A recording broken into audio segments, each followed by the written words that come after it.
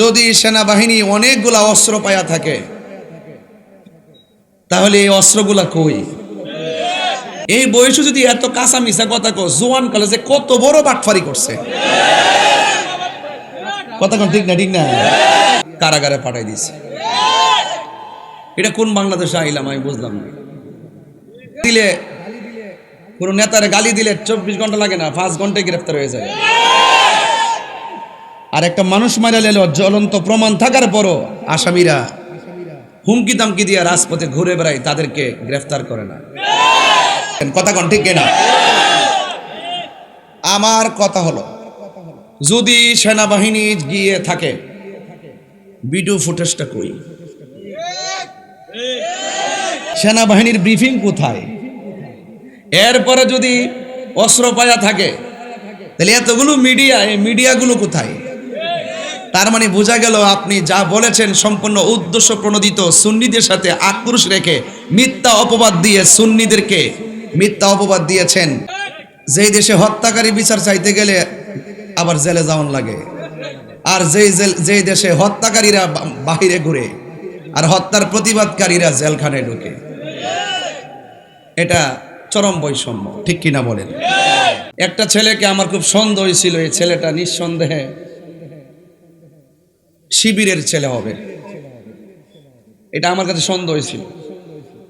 এরপর আমরা ধারণা করে কথা বলি না, যেহেতু ফুটেজ আছে, তদন্ত করে প্রশাসন কোনো এক সময় যদি সুযোগ আসে বিচার হবে।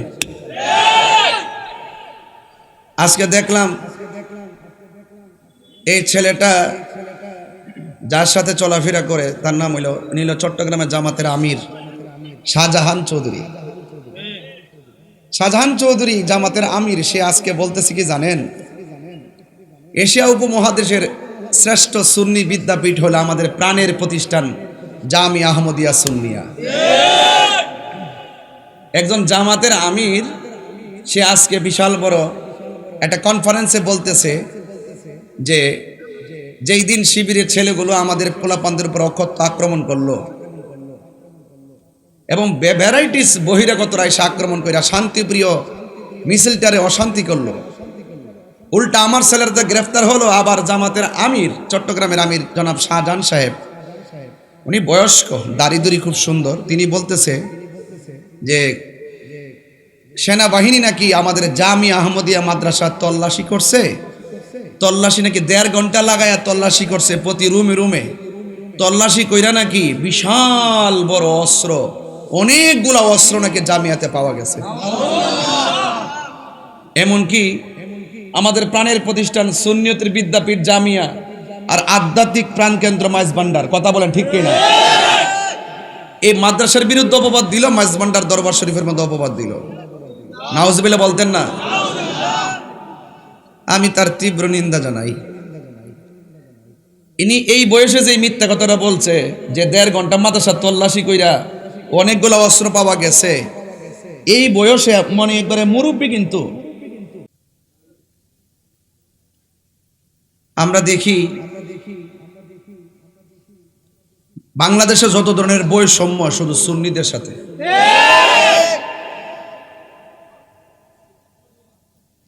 গালি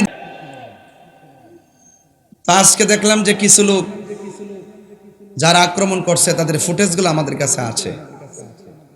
উনি তো কবরে যাওয়ার সময় হয়েছে, এখন তো একটু শুদ্ধ হয়ে যাবে, কথা কোন ঠিক না বেটি?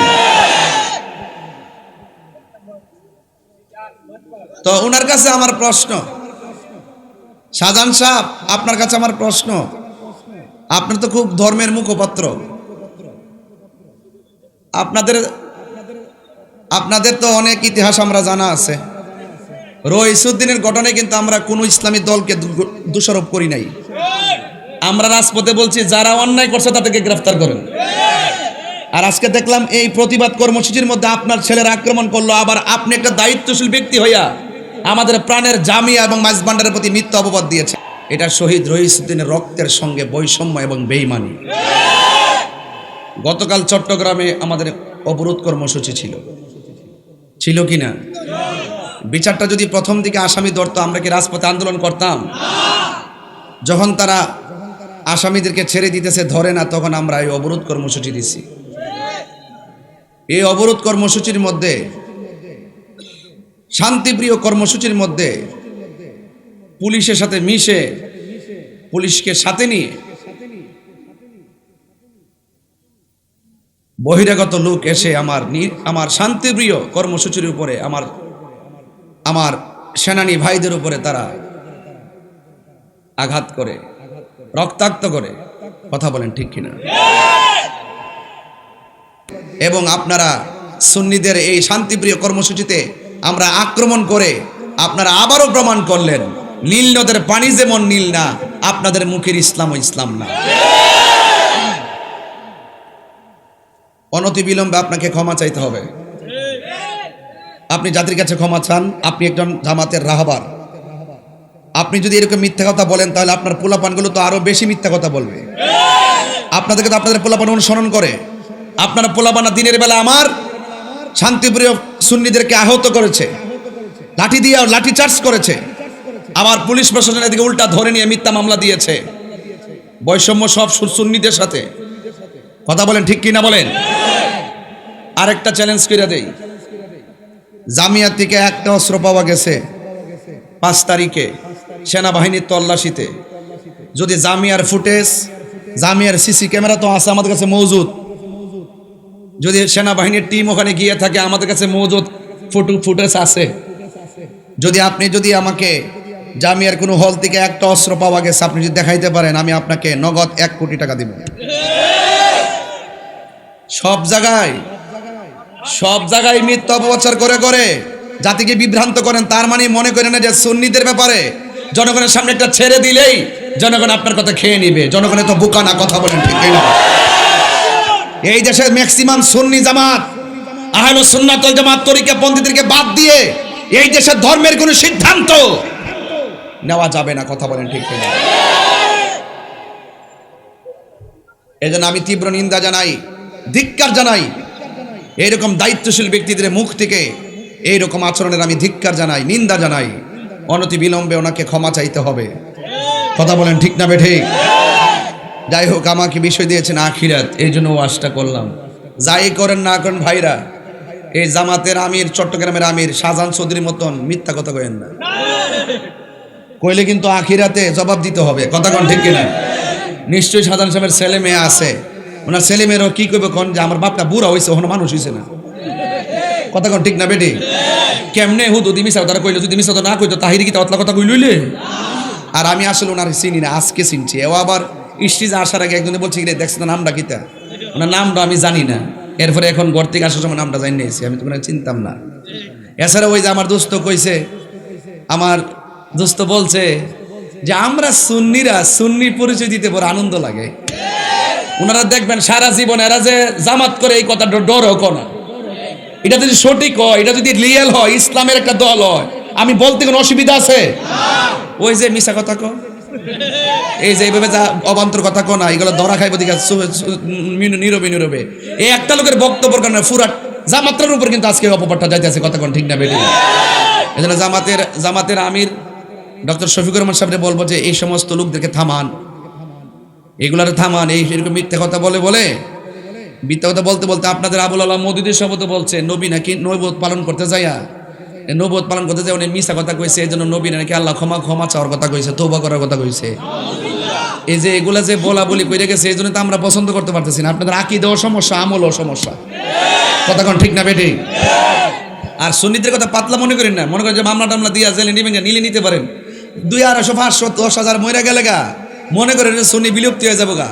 এগুলা 1,500 বছর আগের প্রোটেকশন। কথা কোন ঠিক না বেটি? এগুলার সিনার মধ্যে মদিনাওয়ালার প্রেম, এই জন্য লাল চক্ষুকে সুন্নিরা ভয় পায় না।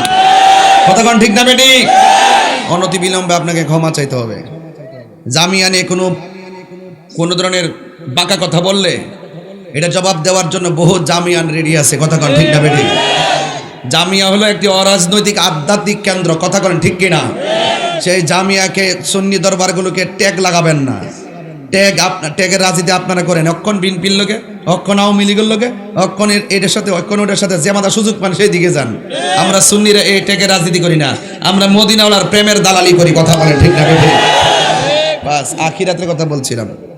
আখিরাত, মৃত্যুর পরের জীবনকে কি বলে? আরো বড় কেমন মৃত্যুর পরের জীবনকে কি বলে? আখিরাত বলে। এই দুনিয়ায় যা করবেন পুঙ্খানুপুঙ্খানু হিসাব নিবেন হাসরের মাঠে কে? এই জন্য জবাব দিতে হবে আখিরাতে। এই আখিরাতটা বড় কঠিন, এই দুনিয়াটা নগণ্য। আখিরাতের তুলনায় এই দুনিয়াটা নগণ্য, মরা গরুর মতো। আখিরাতটা চিরস্থায়ী, আখিরাতটা চিরস্থায়ী। কেউ জান্নাতি হলে জান্নাতি, কেউ জাহান্নামী হলে জাহান্নামী। কথা কোন ঠিক কিনা? এই জন্য যেই দিবসে কেউ কাউকে চিনে না, কেউ কাউকে চিনে না, যেই দিবসে কেউ কাহারও উপকার করতে পারবে না, কাহারও সম্পদ কোনো উপকারে আসবে না। এই জন্য আমার যুবক ভাইয়েরা, আল্লাহ বলছেন ওয়ামিনহা নুখরিজুকুম তারাতান উখরা। কবর থেকে মানুষ উলঙ্গ অবস্থায় হাসরের মাঠে উঠবে। কি অবস্থায়? আর জোরে কোন না, কি অবস্থায়? উলঙ্গ অবস্থায় হাসরের মাঠে উঠবে। এই জন্য এই হাসরের মাঠে ওঠার আগে দুনিয়ার জমিনে, দুনিয়ার মাঠে থাইকা আখিরাতের মাঠটাকে সুন্দর করতে হবে। জমিনে যে গাছ টাছ লাগাইবেন, ধান লাগাইবেন, ধান লাগাইবার আগে কি জ্বালা আনানো লাগতো না? কথা কনা, জ্বালা টালা লাগাইবেন, এর ফলে গড় দানটা নাইতে পারে নাকি? তো আখিরাতটা ভালো করতে গেলে দুনিয়ায় থাইকে আপনাকে বাইসনা করে যেতে হবে। এই জন্য আপনাদেরকে অনুরোধ করব, মরতে তো হবেই, মিথ্যা কথা বলবেন না। কি বলবেন না? আল কিসবু উম্মু যুনুব, মিথ্যা হলো সকল পাপের মূল। গুণ যেমন করে কাঠ খাইয়া শেষ করে দেয়, মিথ্যা মানুষের ইমানটাকে এভাবে শেষ করে দেয়। বুঝতে পারছেন? নেক আমলগুলোকে শেষ করে দেয়। এই জন্য আজকের বিষয়টা সামাজিক প্রেক্ষাপট ঘিরে খুব প্রাসঙ্গিক। এই জন্য বিষয়টা খুব গুরুত্বপূর্ণ। আমার ভাইয়েরা বলেন, পুঙ্খানুপুঙ্খানু হিসাবটা গ্রহণ করবেন কে? পাইলে নিরালাই গো নবী, বলুন সবাই, পাইলে নিরালাই গো নবী। দুই কদমে চুমু খাবো, দুই চরণে দুলি মাখবো গাই, পাইলে নিরালাই গো নবী, লাই পাইলে নিরালাই গো নবী। আমার নবী নূরের নবী, আমার নবী জিন্দা নবী, আমার নবী, আমার নবী জিন্দা নবী। ওরে দয়া করে তাই কো নবী, হাসরের বেলায় বলো না দয়া।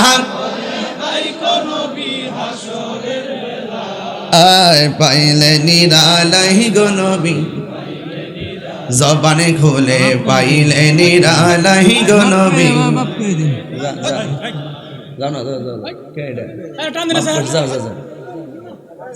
কঠিন হাসরের দিনে কে তোরাবে আমার নূর নবী বিনে, ঠিক না? গভীর মনোযোগ, আকাশের দিকে তাকাইয়া,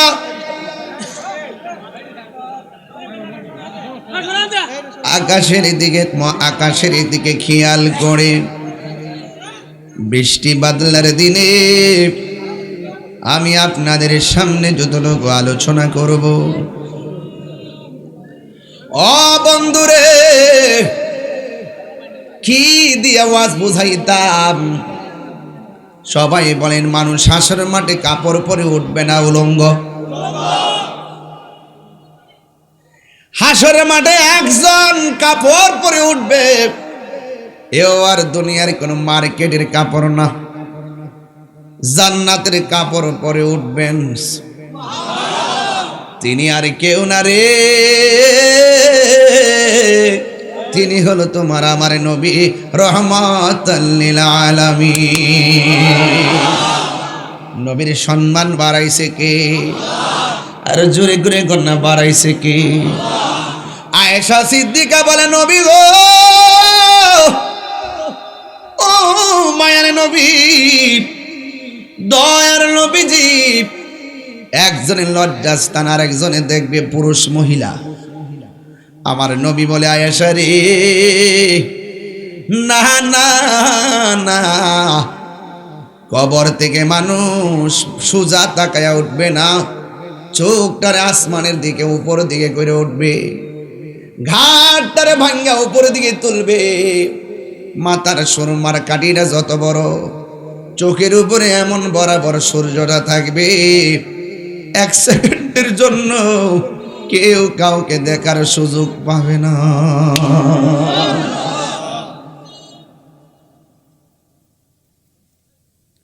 আয়েশা সিদ্দিকার কথা মানেননি আপনারা? আয়েশা সিদ্দিকাকে প্রশ্ন করলো, আয়েশা,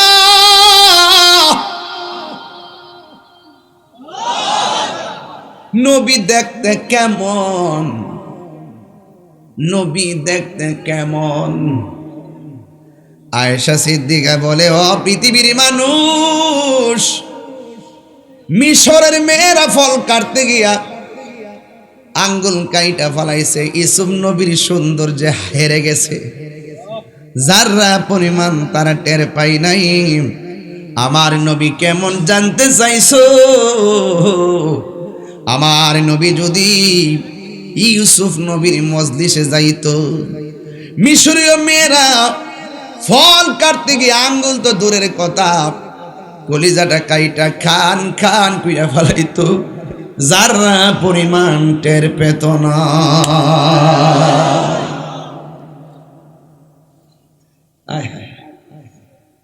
আরে বাজিতপুর রাহেলা তাকাইলে তো বোঝা যায় আশেক কি জিনিস। হ্যাঁ, আশেক কি জিনিস তো এখানে বোঝা যায়। ডায়েরিতে এমন রসুল বলছেন, এমন একটা সময় আসবো, সাহাবীরা রে, তোমরা তো আমার দেখকে ভালোবাসতেছ, এমন একটা সময় আইবো, আমার কিছু পাগল আমার নাম শুননি পাগল হয়ে যাবো, এদের সম্মান আল্লাহ অনেক বাড়াই দিব। ১৫০০ বছর আগে নবী আয়েশা শরীয়তের পর্দার আড়াল হয়ে গেছে, নবীরে দেখি নাই। আরে বেটা, নামাজ পড়ে আর না পড়ে, যে ফুলাটা নবীর পাগল, নামাজ না পড়ুক, রোজা না রাখুক, তার সামনে নবীর বিরুদ্ধে কথা কইয়া দিয়ে জুতাটা বাইরে বাপ ডাইব ভূত।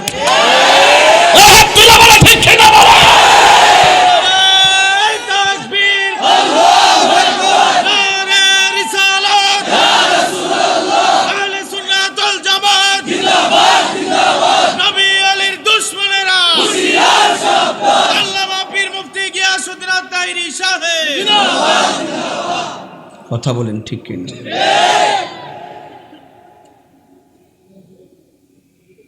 খোদার কসম, তায়েফের জমিনে কাফেররা নবীকে পাথর মেরেছে। সেই দিন যদি রাহেলের পোলাপান থাকতো, বাজিতপুরের পোলাপান থাকতো, পাথরের বরাবর এদের বুকটা বাইটা দিত, মুস্তফা গায়ে একটা পাথর লাগিয়ে দিত। আল্লাহু আকবার, আল্লাহু আকবার বলেন না কেন? আল্লাহু আকবার বলেন না কেন? নবীর কথা শুনলে শান্তি লাগেনি?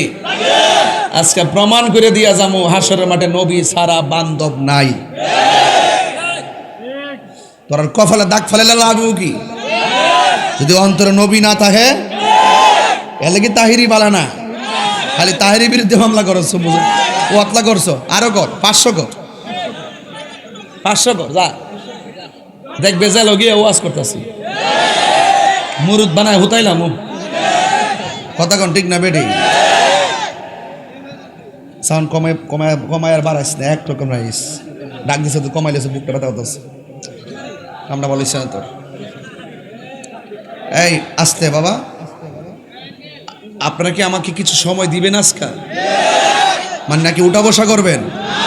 স্লোগান দাও, স্লোগান দাও, স্লোগান দাও, ফিসা বসে রেখেছে। নারায়ে তাকবীর, নারায়ে তাকবীর, নারায়ে রিসালাত, আহলে সুন্নাত ওয়াল জামাত, প্রধান অতিথির আগমন, হযরত মাওলানা সৈয়দ মুহসিন মাতবরী সাহেবের আগমন, বিশেষ অতিথির আগমন, হযরত মাওলানা সৈয়দ গোলাম কিবরিয়া সাহেবের আগমন। নারায়ে তাকবীর, নারায়ে রিসালাত। এই মাহফিলের পক্ষ থেকে